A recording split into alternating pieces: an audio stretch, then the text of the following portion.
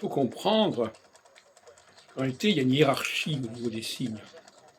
Et les signes célestes, pour les gens d'en haut, les signes terrestres pour les gens d'en bas.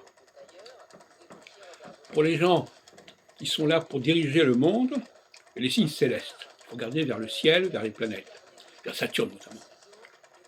Pour les gens qui sont en bas, la masse, elle n'est pas concernée par les signes célestes, elle doit tenir compte des signes terrestres. Les signes terrestres majeurs, c'est tout simplement l'homme et la femme. On les voit tout de suite, de la même façon que les planètes, on les reconnaît, on voit que quelqu'un est un homme, quelqu'un est une femme, et ça c'est la base. Ce qui est curieux, c'est que l'astrologie a oublié cette dualité.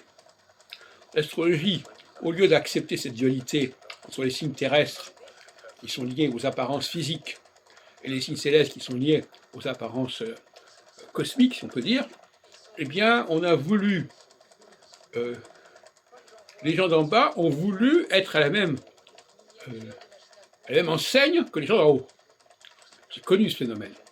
Même qu'aujourd'hui, par exemple, le premier venu, on l'appelle monsieur, alors que ça veut dire monseigneur. Bon.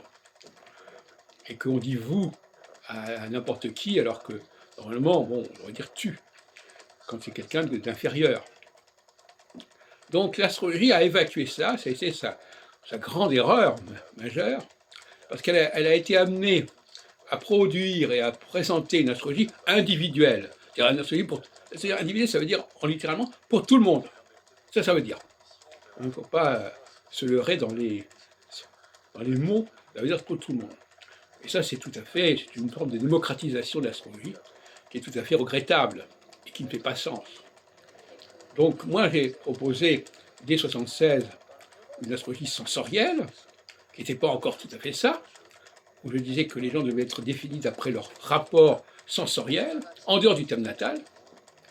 À ce moment-là, je ne disais pas encore qu'il y avait les hommes qui étaient plus proches de certains sens, les femmes plus proches de certains sens. Je ne disais pas encore qu'il y avait le ça et le surmoi qui créent une dualité supplémentaire au sein des sens, avec le ça qui vous envahit et le ça qui vous donne le contrôle du sens. Mais il y avait déjà cette intuition, et c'est paru en même temps que mon ouvrage Clé pour l'astrologie, cette intuition qu'il fallait marier les signes célestes et les signes terrestres. Donc, les signes terrestres ont été remplacés par les astrologues par le thème natal individuel, et ça c'est une hérésie absolue. Et il faut rétablir ce phénomène, c'est-à-dire pour l'élite, Saturne, son passage dans le zodiaque, pour la masse, l'appartenance sexuelle, et l'âge éventuellement, hein.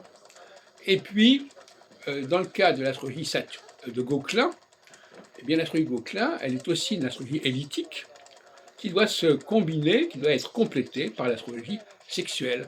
Hein, comme ça que ça va se passer.